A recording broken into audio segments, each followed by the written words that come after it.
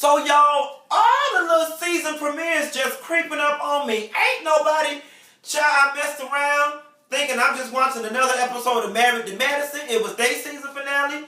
Now it's Love and Hip Hop, New York season finale, and I'm just blown. I didn't watch it last night, y'all, because I had too many margaritas at lunch and fell asleep, and then I'm still getting over this little cold I had. Anyway, but I was shocked to find out it was the season's finale. So, of course, we going to dive into Yandy and Samantha and them. But let me go ahead and just jump into the little wrap-ups real quick. So, Rich Dollars concluded with starting a Creep Squad clothing line. Boy, stop. Let me tell you something. I am so sick and tired of everybody getting on reality TV. And then the next thing they want to do is start a clothing line, a hair line, a dress line, a makeup line, a t-shirt line. Name one bitch from reality TV right now that got a clothing line that actually stuck. Okay? It ain't easy being Ralph Lauren, Polo, or Tommy Hilfiger and getting your shit in Burlington Coat Factory. It's not easy. And quiet as it's kept, Rich Dollars, you dress like Grand Pooba from the 1990s video. Who the fuck in their right mind want to walk around and look like Rich Dollars? A stubby man with a stubby dick and a damn I'll be sure perm. I'm on my own, girl. Don't nobody want to look like that. Creep Squad clothing, really? Maybe it's a New York thing. Y'all still walking around wearing them old canvas colored Timberland ass boots, heavy as they is, and with a whole bunch of denim. Maybe it's a New York thing. Maybe I'm just a little southern boy and don't know shit, but that shit is whack. Cardi, I like your little conclusion. You get your little TV jobs. Remy Ma and Papoose, let me tell y'all something. Mona Scott Young, you did that when you convinced Remy Ma to be on this show. And Remy Ma and your legal team and your agent, you did that when you carved out in your contract what you will and will not do. Because Remy used Love and Hip Hop as a springboard to reinvigorate her career, rebrand herself, and recreate renewed interest in her. You can tell Remy had a clause in her contract that said, I will not film with the rest of the cast. It'll be me, my husband, my kids. We're our own separate little storyline. And that's a good thing because I think because Remy did that, you were able to get Jules to be more participative in it. And then now I think, you got Trina doing the Miami one. I wouldn't be surprised one day if we get to a point where we see Lil' Kim on Love and Hip Hop, all thanks to Remy Ma carving out this niche that you can do reality TV if done in the right way. Hats off to you. You and Fat Joe new CD, real good. Remy doing her thing. Drewski and That Girl by Bianca and by Mariah Lynn by I guess they didn't give a fuck enough about Tara to give her a conclusion, and Amina and Peter bye. Quiet as it's kept, y'all can't be getting paid much over there because there's too many goddamn people on the payroll. It's about 30 damn cast members on this Love and Hip Hop payroll. And so now I see it is true what they say. They paying y'all $5.50 per episode y'all appear in with a 3% increase each season. Like, it has to be. It ain't no way in hell. Hell, I don't even think majority of y'all making $20,000 a season from this damn show because there's too many people on the payroll. ADP can't even process all them damn time sheets and W-2s. No God. All right, moving right along. I know this is reality TV, and I'm ashamed to even say I'm this emotionally vested in this storyline. But this shit with Yandy them is wearing me the fuck out. And everybody involved is full of shit and dishonest. I'm going to start with Kim Bella. Kim Bella, what you did was honorable in terms of like standing up for your friend and trying to come to an understanding, but you made shit worse. And I think I finally realized what's aggravated each woman about the other woman. None of y'all are being honest, and each one of y'all trying to play on the next bitch intelligence. I'm going to tell you, it's one thing that sends me over the edge. You can call me what you want. You can say what you want to say about me. You can even talk about my dead mama. But bitch, do not try to play on my intelligence and tell me the sky is red when it's obviously blue. Erica said something very profound in her confessional when she was like, Kimbella, you did not come to participate at this party. You came with no makeup on, with tennis shoes on, in a sweatsuit, and you know what, Kim? You was out there, you wasn't out there on no, hey, Kim. You was out there on some, Kim, bring it on, bitch. Because you had no saw Kim through that window taking that jacket, so you was like, come on, mama, bring it on. Like, cut it out. And Erica called it right. Kimbella, as superficial and vain and still pretty as you are, you showed up with cameras at to these kids' birthday, no heels, no $2,000 stolen outfit that you borrowed from Marlo Hampton, no makeup, no hair, no gift, girl, bye. And as far as Yandy and Judy passing by and heard the commotion, I don't believe y'all last came, to be quite honest. And to Samantha's point, okay, if y'all came when the commotion was going on, the party was from such and such time to 4 o'clock. Mama said the commotion started at 4:05. So either way, regardless of the fact, Yandy, you half-ass trying to come to the party. Do y'all believe she tried to come? I don't believe that whole story about she saw the commotion and kept going because, bitch, if you in the car, this what people in cars do, bitch. We ride up slow and let the window down and look. Not to mention all the production people out there, you know you supposed to be at the scene. At least you would have pulled them and been like, you know, Sarah, production assistant, what's going on? Like, come on. Yandy, y'all lying. Judy,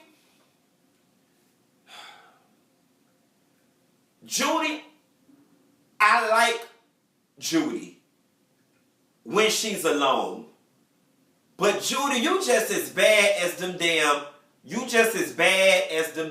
girl. You just as petty as they is.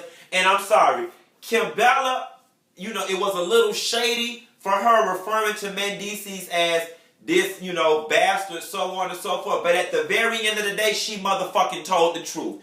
All y'all around here mad at each other. And for what? For what? According to all of y'all, each one was, even though there was an overlapping time period, each one was done when the next one, you know, solidified their relationship with Mendices. So what is the problem? Quiet as it's kept, DFACS need to come in and get all y'all goddamn kids, assign them a guardian ad litem, and let the damn guardian do supervised visitation. You know what?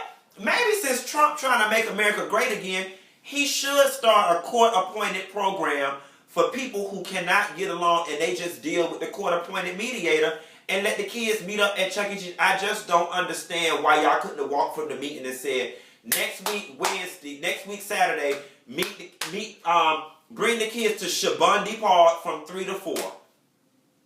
I just don't understand why there has to be so much communication between y'all and what y'all want from one another. And, you know, it just need to be some truth telling once and for all. I will say in this episode, you know, Yandy did double down and kind of humble herself. And she said, I'm going to take it. I'm going to take what you're saying. I'm going to take it, what we got to do for the kids. And somehow or another between Kimbella, Samantha, and Judy, shit just went wrong. And Kim, sir, you too aggressive. Okay, you too, it's just, I know the chick said, be aggressive, be aggressive. Not today. You know, when the kids involved, you got to be motherly and matronly and demure and sexy. Yes. Lay up on my bosom. Yes, on my bosom. See the sun's in the east and the moon reflects like the knowledge and wisdom I manifest. If you want to go to heaven, lay up on my breast.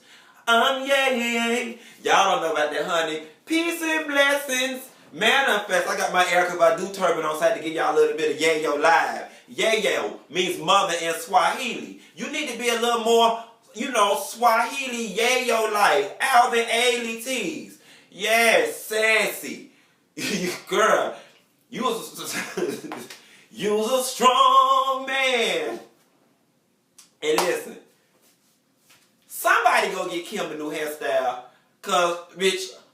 hair is laid like B2K. Okay, like, girl, Miss Kim. Kim, did you have on Creek Squad fashions? That's who gonna be buying Rich Dollars fashion. Kim, Lord, let me stop talking about people mamas. But you know, Mona, you about to make me call your phone, and I don't call your phone for much, Mona. But this story is just wearing me out. You know what I would like to see on this reunion? Real talk. What would make all this drama come full circle, and what would make Ricky Smiley happy with Mona Scott Young? If on the reunion they brought Dr. Jeff on there to counsel the women, or we got a 3-part counseling special. You know what I'm saying? Like, it's one thing, Mona, you keep getting on Wendy Williams and all these shows when people attack you for showing black women in a negative light, and you keep saying basically that, you know, this is one facet of what happens in the real world, and you're just highlighting that, and that you're not setting out to be representation for all black women. And I love that perfectly crafted PR statement that somebody told you to say, or that you created on your own, because you're very smart. And you are telling the truth. You're merely highlighting one small fragment of the music population. But don't you think when it's all said and done and just being socially responsible, it would also be great to show that small segment coming to some sort of resolution, and just the monumental effects it could have for all the thousands of baby mamas going through this same ignorant, niggerish, progetic, Section 8, food stamp, low-class ass bullshit that these women are going through. Like, if I just think it would be great. And at the very end of the day, like, I'm not coming down on VH1 or Mona or the production company or those ladies, because at the end of the day, it ain't Mona's job to be the grand example of how anybody should live their damn life. It's not her responsibility. It's not her job. And that's a whole lot of pressure to put on somebody. But, you know, just being forward-thinking, innovative, and doing something that's not on TV, you know, it would just be great to show the balance. You know what I'm saying? It's like, yeah, I don't put y'all on TV, exploited y'all, made a sickening coin off of y'all. The least you could do is toss $25,000 to a Dr. Phil to fix this shit, or to Iyanla or somebody, and show the full picture. You know what I'm saying? Because though this is your life and it is a segment of the population, this don't have to be your life forever. And I'm sorry, as long as this show is concerned and these women all have individual self-interests that are not aligned with one another, there's always going to be this drama, this dissension, and this bullshit. And it's funny because nobody is thinking about their kids. Because if I was Yandy at this point, I would say, don't talk about my kids no more. Don't use my child's name, and scratch this baby mama storyline. Like, put me somewhere else, because it is a lot. And I've got a feeling that by the time y'all's kids get to college, like all the little young kids right now that are on reality TV shows, like Kim Zolciak's kids, Nene's kids, Candy's kids, the Love and Hip Hop kids, Stevie J. Eva's kids, there will be a college psychology course titled Children That Grew Up in Reality TV Families.